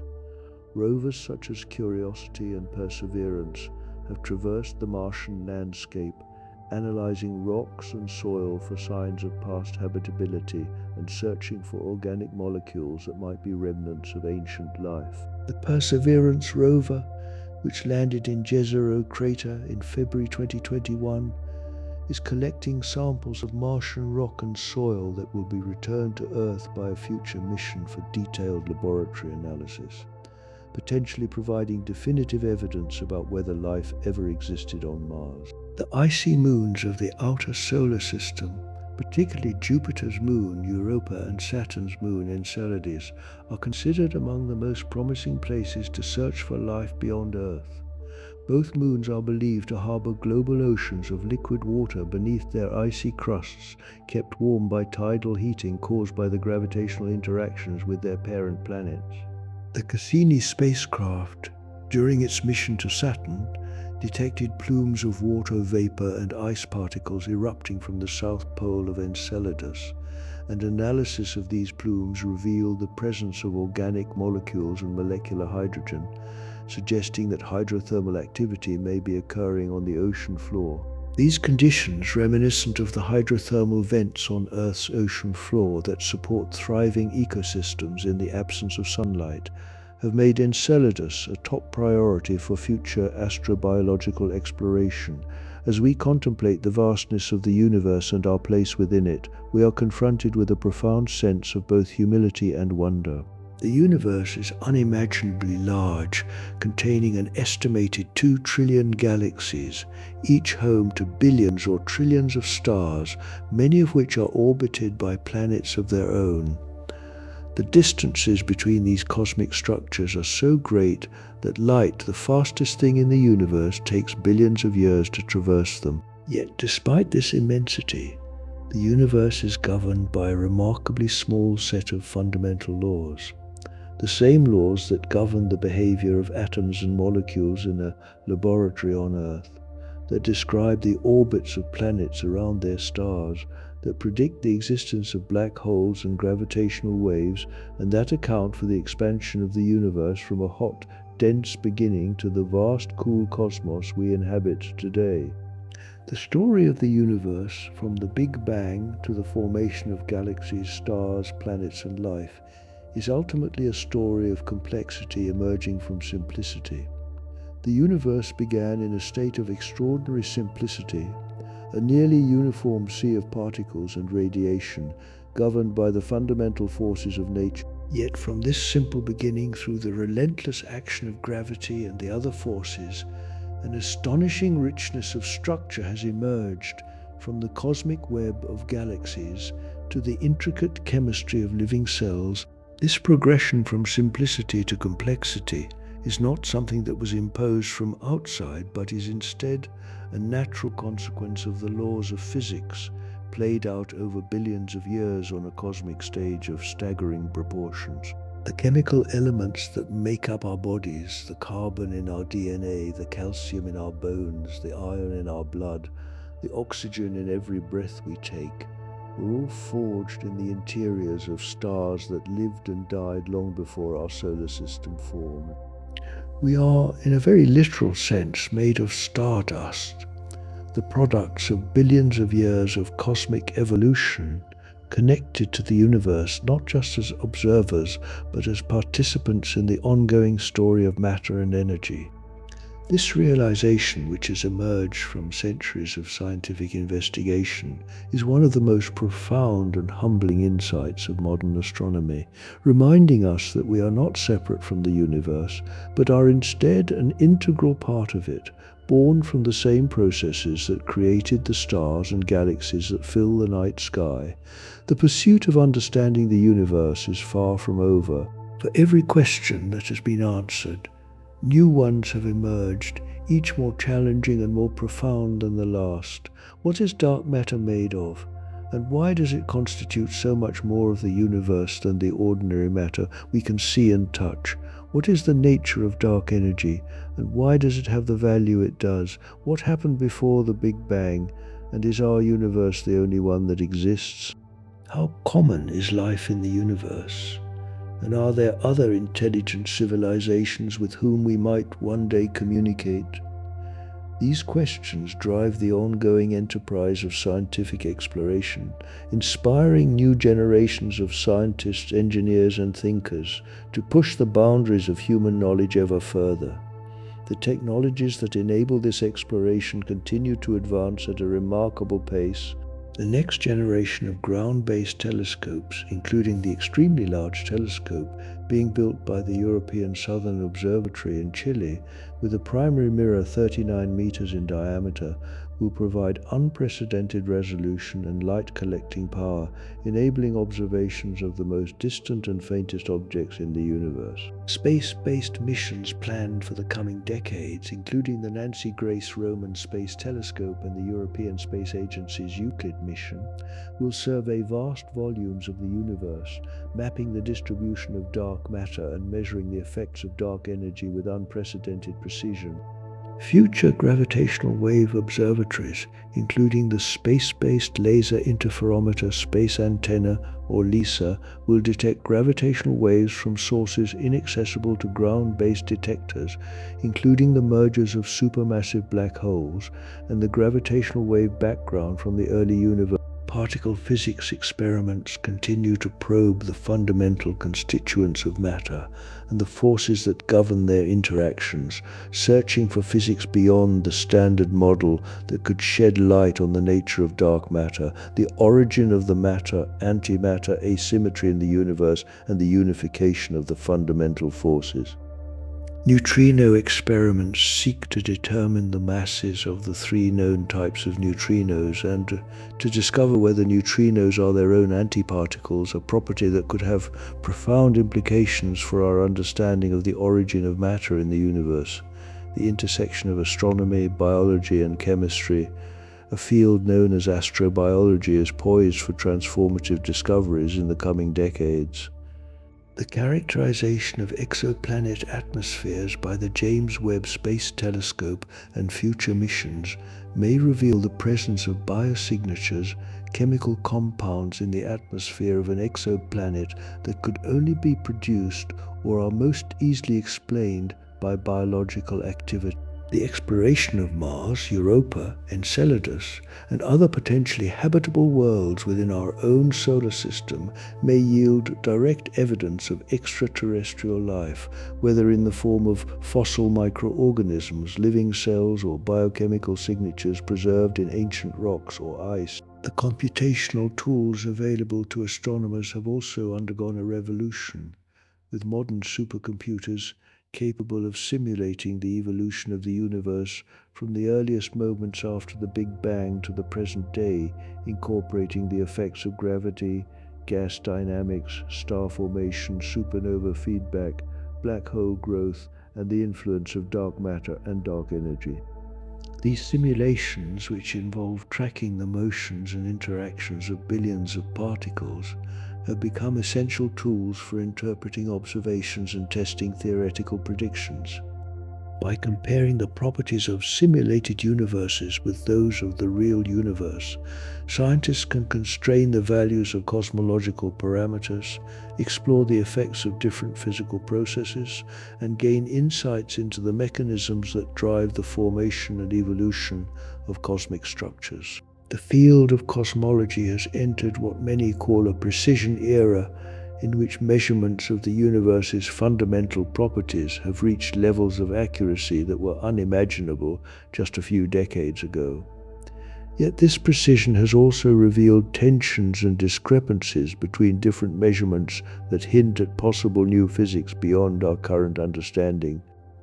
One of the most prominent of these tensions involves the Hubble constant, the rate at which the universe is expanding.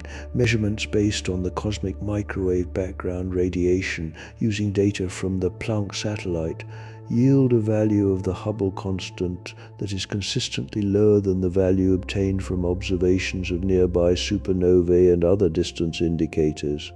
This discrepancy, known as the Hubble tension, has been the subject of intense scrutiny and debate, with some researchers suggesting that it may point to new physics, such as an additional component of the universe's energy budget or a modification of the theory of gravity, while others argue that it may be due to systematic errors in one or both sets of measurements.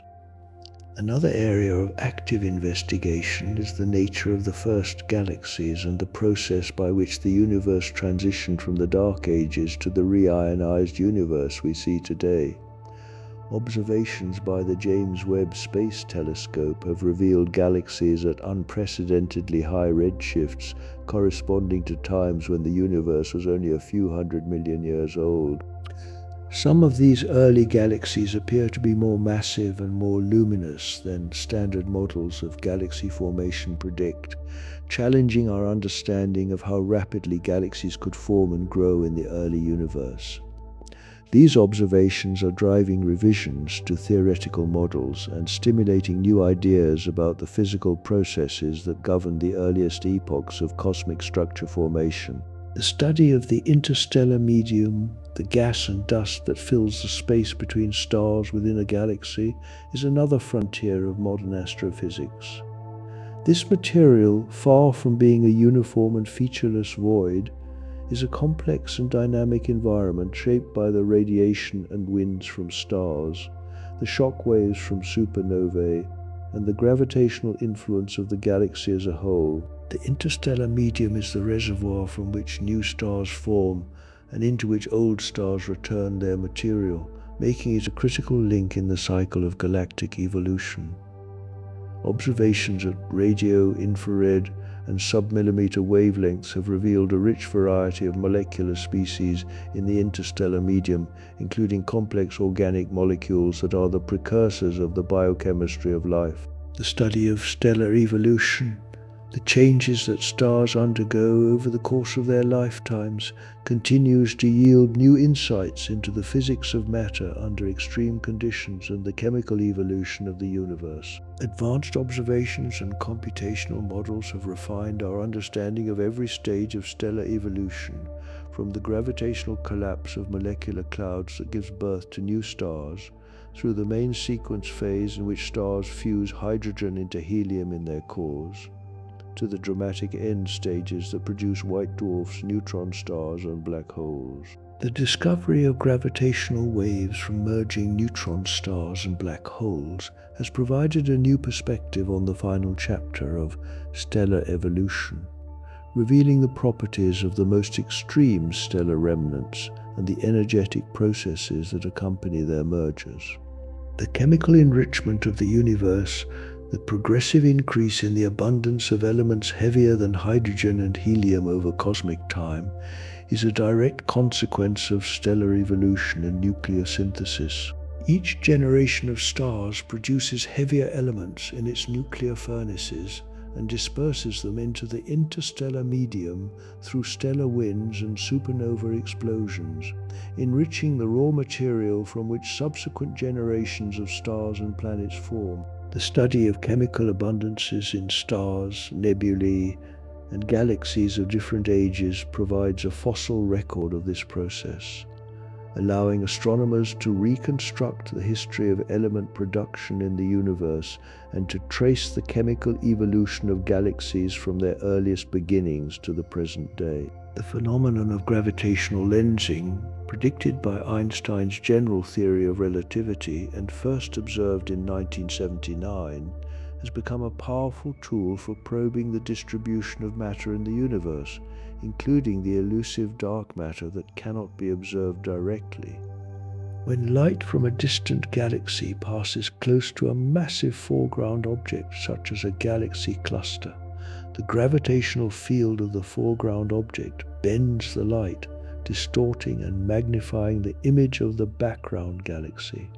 By analyzing the pattern of distortion, astronomers can map the distribution of mass in the foreground object, including both visible and dark matter, providing a direct measurement of the total mass and its spatial distribution. Gravitational lensing has also been used to study the properties of dark energy, as the statistics of lensing events are sensitive to the geometry and expansion history of the universe. The cosmic web, that vast network of filaments and voids that constitutes the large-scale structure of the universe, is now being mapped in ever greater detail through large-scale galaxy surveys. Projects such as the Sloan Digital Sky Survey, the Darkenergy Survey, and the ongoing DESI survey are measuring the positions and redshifts of millions of galaxies, building three-dimensional maps of the universe that reveal the distribution of matter on the largest scales. These maps show a universe that is far from uniform, with galaxies clustered along filaments that surround enormous, nearly empty voids, a pattern that is in remarkable agreement with the predictions of cosmological simulations based on the Lambda CDM model, the standard model of cosmology that incorporates dark matter and dark energy. The baryon acoustic oscillations, subtle periodic fluctuations in the density of the visible baryonic matter of the universe, provide a standard ruler for measuring cosmic distances and probing the expansion history of the universe. These oscillations originated in the early universe when sound waves propagated through the hot, dense plasma of protons, electrons, and photons before recombination. The pattern of these oscillations is imprinted on both the cosmic microwave background radiation and the distribution of galaxies, providing a consistent and precise measurement tool that has been instrumental in constraining the values of cosmological parameters, including the density of dark matter and dark energy and the expansion rate of the universe. The concept of cosmic magnetism, the study of magnetic fields on cosmic scales, is an emerging area of research that promises to shed new light on the processes that shape galaxies and the intergalactic medium. Magnetic fields are ubiquitous in the universe, found in stars, planets, galaxies, and even in the vast spaces between galaxies. These fields, while typically much weaker than those encountered in everyday life, can influence the motion of charged particles, the formation of stars, and the dynamics of galaxies. The origin of cosmic magnetic fields is still debated, with some theories suggesting that they were generated by processes in the early universe and subsequently amplified by the motions of gas and the dynamo action within galaxies, while others propose that they are generated entirely by astrophysical processes within galaxies and then spread into the intergalactic medium. The fast radio burst phenomenon, discovered in 2007 and still not fully understood, has added a new mystery to the catalogue of cosmic enigmas. Fast radio bursts are brief, intense flashes of radio emission lasting only milliseconds, yet releasing as much energy in that short time as the sun emits over an entire day. Most fast radio bursts appear to originate from distant galaxies, billions of light years away, yet their exact physical mechanism remains uncertain. Some fast radio bursts have been observed to repeat, while others appear to be one-time events, suggesting that there may be multiple physical mechanisms at work. The discovery in 2020 of a fast radio burst originating from a magnetar, a highly magnetized neutron star within our own galaxy, provided the first strong evidence linking at least some fast radio bursts to the extreme magnetic environments of neutron stars, though whether all fast radio bursts can be explained by this mechanism remains an open question. The study of the intergalactic medium, the vast, diffuse gas that fills the spaces between galaxies, has revealed that this seemingly empty space is far from truly empty. The intergalactic medium contains the majority of the universe's baryonic matter, much of it in the form of a warm, hot gas that is difficult to observe because it emits only faintly at ultraviolet and X-ray wavelengths. This gas, which fills the filaments of the cosmic web, is thought to have been heated by the gravitational energy released during the formation of large-scale structure and by the radiation and outflows from galaxies and active galactic nuclei. Understanding the properties and evolution of the intergalactic medium is crucial for completing our picture of the universe's matter budget and for understanding the processes by which galaxies acquire the gas they need to form new stars. The concept of stellar archaeology, the study of the oldest and most metal-poor stars in the universe, offers a unique window into the earliest epochs of cosmic history. These ancient stars, found primarily in the halos of galaxies and in globular clusters, were formed from gas that had been enriched by only a few, or even just one, previous generation of stars. By measuring the chemical abundances in these stars, astronomers can infer the properties of the first stars that enriched the primordial gas, including their masses, their nucleosynthetic yields, and the types of supernovae they produced. This approach has provided valuable constraints on the nature of population 3 stars, which are too distant and too faint to be observed directly, and has offered insights into the chemical evolution of the Milky Way from its earliest beginnings. The role of magnetic fields in star formation is another area of active research, as magnetic forces can both support molecular clouds against gravitational collapse and channel the flow of material onto forming protostars. Observations at submillimeter and radio wavelengths have revealed the complex magnetic field structures within star-forming regions, and theoretical models and simulations are working to incorporate the effects of magnetic fields alongside gravity, turbulence, and radiation in the star formation process. Understanding the interplay between these forces is essential for developing a comprehensive theory of star formation that can explain the observed properties of stars and planetary systems across the galaxy. The study of planetary formation has been transformed in recent years by the ability to observe protoplanetary disks, the rotating disks of gas and dust around young stars from which planets form, in unprecedented detail. The Atacama Large Millimeter Submillimeter Array, or ALMA, has produced stunning images of these disks, revealing intricate structures such as rings, gaps, and spiral patterns that are thought to be carved by forming planets as they interact with the disk material. These observations have provided direct evidence for planet formation in action and have challenged existing theoretical models, prompting new ideas about the mechanisms by which planets grow and migrate within their natal disks. The diversity of planetary systems discovered around other stars has also challenged our understanding of planet formation and evolution. While our own solar system has a relatively orderly architecture, with small rocky planets close to the Sun and large gaseous planets farther out, many exoplanetary systems are very different. Some contain gas giant planets in extremely close orbits around their stars. Others have multiple planets in tightly packed configurations, and still others have planets on highly elongated or inclined orbits. Explaining this diversity requires invoking a range of physical processes, including the gravitational interactions between forming planets, the migration of planets through the protoplanetary disk, and the ejection or capture of planets through close encounters with other stars. The concept of habitability extends beyond the traditional definition based on the presence of liquid water on a planet's surface.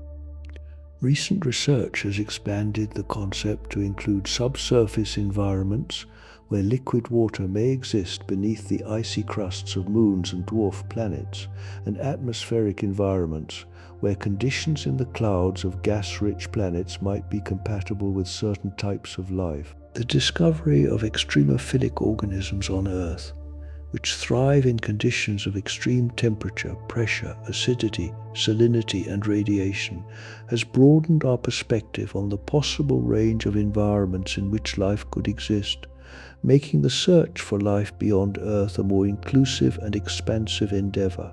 The philosophical implications of our growing understanding of the universe are as profound as the scientific discoveries themselves.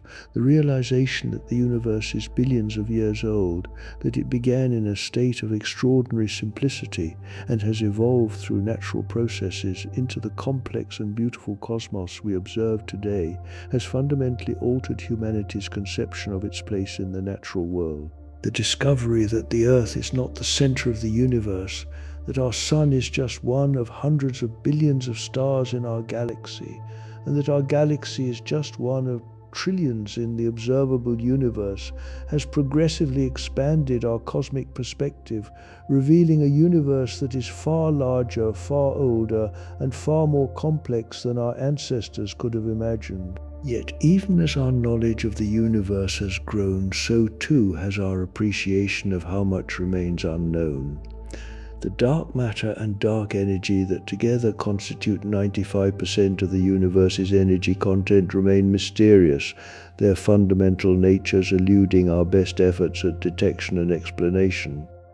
The origin of the universe itself, the question of what, if anything, preceded the Big Bang and gave rise to the laws of physics that govern our cosmos, remains one of the deepest and most challenging questions in all of science. And the question of whether life exists elsewhere in the universe, and whether we will ever make contact with another intelligent civilization, continues to captivate the human imagination, inspiring both scientific investigation and philosophical reflection. The universe, in all its vastness and complexity, is a source of endless wonder and inspiration. From the subatomic particles that make up the fabric of matter to the superclusters of galaxies that span hundreds of millions of light years, from the first moments after the Big Bang to the far distant future, when the last stars will have burned out. The story of the universe is the story of everything. It is a story that humanity has only begun to tell, and each new discovery, each new observation, each new theoretical insight adds another page to this cosmic narrative, enriching our understanding of the world we inhabit and our place within the grand tapestry of existence. As we stand at the threshold of a new era of astronomical discovery, armed with telescopes and instruments of unprecedented power and sophistication, we can be confident that the coming decades will bring revelations that we cannot yet foresee, answers to questions we have not yet thought to ask, and new mysteries that will challenge and inspire future generations of explorers. The universe has been revealing its secrets to us, slowly and patiently, over the course of human history. And there is every reason to believe that the greatest discoveries are still ahead, waiting to be made by those with the curiosity, the ingenuity, and the perseverance to look up at the sky and ask what lies beyond. The interconnectedness of all cosmic phenomena, from the smallest quantum fluctuation to the largest supercluster of galaxies, is one of the most remarkable features of the universe revealed by modern science. The atoms in our bodies were forged in the cores of ancient stars. The light we see from distant galaxies has been traveling for billions of years. The gravitational waves we detect carry information about cataclysmic events that occurred in galaxies far beyond our own. We are not mere spectators of the cosmic drama, but are ourselves products of it, our very existence made possible by the specific sequence of events that unfolded in the 13.8 billion years since the universe began. This awareness of our cosmic origins and our deep connection to the universe is perhaps the most profound gift of scientific inquiry, a realization that transcends the boundaries of any single discipline and speaks to the fundamental human desire to understand our place in the world. The universe continues to evolve. Galaxies are still forming and merging. Stars are still being born and dying. Planets are still being shaped by the forces of geology and chemistry, and somewhere, perhaps, life is just beginning to take its first tentative steps on a distant world we have not yet discovered. The story of the cosmos is not a static tale told in the past tense, but a dynamic, ongoing narrative in which every moment brings something new. And as long as there are beings capable of looking up at the night sky and wondering about the nature of the universe, the quest to understand the cosmos will continue, driven by the same spark of curiosity that first led our ancestors to name the stars and trace the patterns of the heavens. The journey from the Big Bang to the present day is a story of transformation on the grandest scale, from the featureless uniformity of the early universe to the breathtaking diversity of the cosmos we see today. It is a story written in the language of physics and mathematics, read by the light of distant stars and the faint glow of the cosmic microwave background, and interpreted by the minds of scientists who have devoted their lives to unraveling the mysteries of the natural world. And it is a story that belongs to all of us, for the universe is not just something out there separate from our daily lives, but is the very context in which those lives unfold, the stage on which the human drama is played out, and the source of the matter and energy that make our existence possible. In the grand sweep of cosmic history, the emergence of life on Earth is a relatively recent development, appearing roughly 4 billion years ago and evolving over countless generations into the extraordinary diversity of organisms we see today. The development of intelligence, language, and culture is more recent still, a phenomenon that has transformed a single species of primates into the dominant force on the surface of a small rocky planet orbiting an unremarkable star in the outskirts of a spiral galaxy. Yet this brief chapter in the cosmic story has produced something of extraordinary significance, a form of matter that has become aware of itself and of the universe in which it exists, a consciousness capable of contemplating its own origins and destiny. Whether this phenomenon of conscious awareness is unique to our planet or is a common feature of the universe remains one of the great unanswered questions. The universe has produced the conditions for consciousness at least once here on Earth, and given the vastness of the cosmos and the billions of potentially habitable planets that are thought to exist in our galaxy alone, it seems at least plausible that consciousness may have arisen elsewhere as well. The search for other intelligent civilizations, whether through the detection of artificial radio signals, the identification of technosignatures in the atmospheres of exoplanets, or some other means we have not yet imagined, represents one of the most exciting frontiers of scientific exploration. The exploration of the universe is ultimately an expression of one of humanity's most fundamental traits, the desire to know, to understand, and to push beyond the boundaries of the known into the unknown. From the ancient stargazers who first mapped the constellations to the modern astronomers who peer into the depths of space with instruments of astonishing power, the impulse to explore the cosmos has been a constant thread running through the story of human civilization. And as our tools and techniques continue to improve, as our theoretical understanding deepens, and as new generations of scientists bring fresh perspectives and ideas to the great questions of cosmology, we can be confident that the universe will continue to surprise us, challenge us, and inspire us for as long as there are human beings with the vision and the determination to look up and wonder. The scale of what remains to be discovered is humbling, and the challenges we face in understanding the universe are formidable. But the history of science gives us reason for optimism. Time and again, phenomena that seemed utterly mysterious have yielded to the persistent application of observation, experiment, and theoretical reasoning, revealing deep and beautiful patterns in the structure of nature.